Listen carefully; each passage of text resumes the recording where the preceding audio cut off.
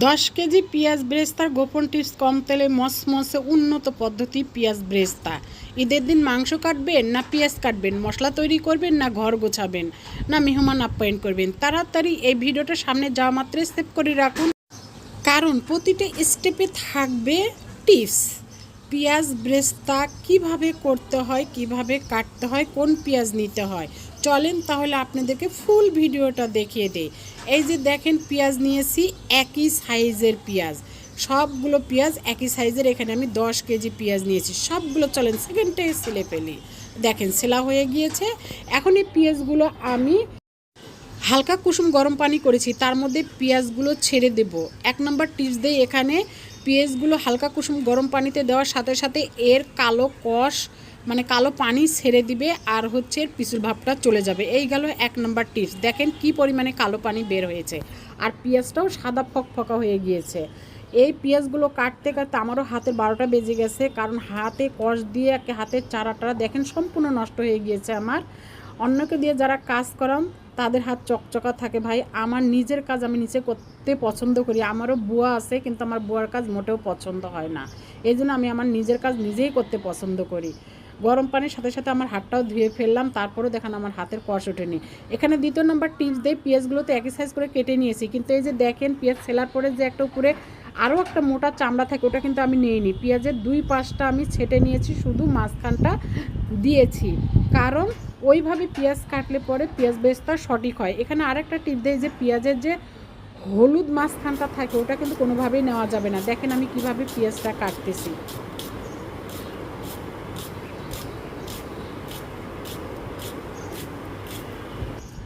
দেখেন আমি 2 পাশটা কিন্তু ছেটে নিয়েছি, আর শুধু মাঝখানটা নিয়েছি। একেবারে কোনো ছোট বড় বা মোটা পাতলা হয়েছে, একই সাইজ, এইভাবে পেঁয়াজ কেটে নিতে হবে। আর এটা কিন্তু দেশি পেঁয়াজ, কোনো রকম ইন্ডিয়ান পেঁয়াজ না। আর এই যে হলুদটা দেখতেছেন, এই হলুদটাও কেটে ফেলে দিতে হবে। আর পেঁয়াজের 2 সাইডটা ছেটে নিতে হবে, কারণ পেঁয়াজের 2 সাইডটা কিন্তু সবসময় মোটা হয়, আর এই যে হলুদটা হয় এগুলো ভাজা হওয়ার আগে কিন্তু পেঁয়াজ পুড়ে যাবে। এই জন্য সামন পিছন আর 2 সাইড কেটে নিতে হবে, তারপরেই কিন্তু সে পেঁয়াজ বেরেস্তা একেবারে পারফেক্ট হবে। আর আপনি যদি 2 সাইড মোটাটা নেন আর হচ্ছে মাঝের ওই হলুদ অংশটা নেন, তাহলে কিন্তু ওগুলো সেদ্ধ হতে হতে আপনার পেঁয়াজ বেরেস্তা পুড়ে যাবে, কালো হয়ে যাবে। এই জন্য ওটা নেওয়া যাবে না, পেঁয়াজ সাদাই থেকে যাবে। আর এখানে আমি হালকা কুসুম গরম পানিতে পেঁয়াজগুলো একেবারে জোড়াটা ছাড়িয়ে নিয়েছি। আমি কিন্তু কোনো বলক তুলিনি, হাত চুবানো যায় এমন করে নিয়েছি। নিয়ে আমি ফ্যানের নিচে পুরো 3-4 ঘন্টা রেখে দিয়েছিলাম পেঁয়াজগুলো ঝরঝরা হওয়ার জন্য। এখানে আমি সয়াবিন তেল দিয়ে দিলাম। এখানে টিপস দেই আরও, টিপসটা হচ্ছে এই যে পেঁয়াজগুলো আমি হালকা কুসুম গরম পানিতে দিয়ে এগুলো একটা একটা করে কিন্তু এর ভিতরের ঘরটা ছেড়ে গিয়েছে। দেখেন এই যে একটা একটা হয়ে গিয়েছে, কিন্তু এগুলো তেলে দেওয়ার সাথে একে সুন্দরভাবে বেরেস্তা হয়ে যাবে, একটার সঙ্গে একটা কখনোই লাগবে না, খুন্তিতে আঠালো ভাব আসবে না, কড়াইতেও কোনো আঠালো ভাবটা হবে না। আমার ঘরের বুয়া আমাকে বলে কি, আমার পেঁয়াজ কাটা দেখে, আপনার পেঁয়াজ কাটা দেখে আমি আপনার ফিদা হয়ে গেছি। তো এখানে আমি আপনাদেরকে আরেকটা টিপস দেই, সেটা হচ্ছে পেঁয়াজ কিন্তু যতটা পারফেক্ট কাটবেন ততটাই কিন্তু পেঁয়াজ বেরেস্তা আপনার পারফেক্ট হবে। দেখেন আমার পেঁয়াজ বেরেস্তা। এখানে আরেকটা টিপস দেই, পেঁয়াজ কিন্তু কখনোই খুন্তিতে তুলবেন না। এই খুন্তিতে তুলতে তুলতে বাকি পেঁয়াজ কিন্তু কালো হয়ে যাবে।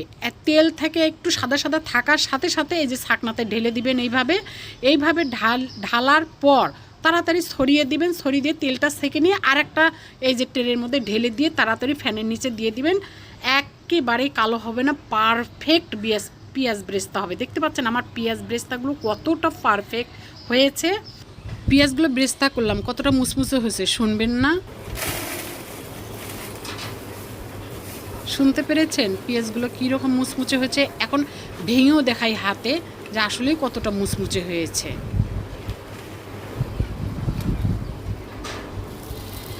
শুনতে পাচ্ছেন?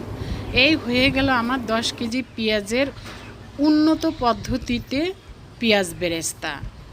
যারা করেননি, ঈদের দিন মাংস কাটবেন না ঘর গোছাবেন না মেহমান আপ্যায়ন করবেন না মশলা রেডি করবেন, কোনটা করবেন, তাড়াতাড়ি আজকে পেঁয়াজ বেরেস্তা করে ফেলুন। ভিডিওটা ভালো লাগলে টাইমলাইনে শেয়ার করে রেখে দিবেন, আর সারা বছর সংরক্ষণ করবেন পেঁয়াজ বেরেস্তা। ধন্যবাদ। আসসালামু আলাইকুম।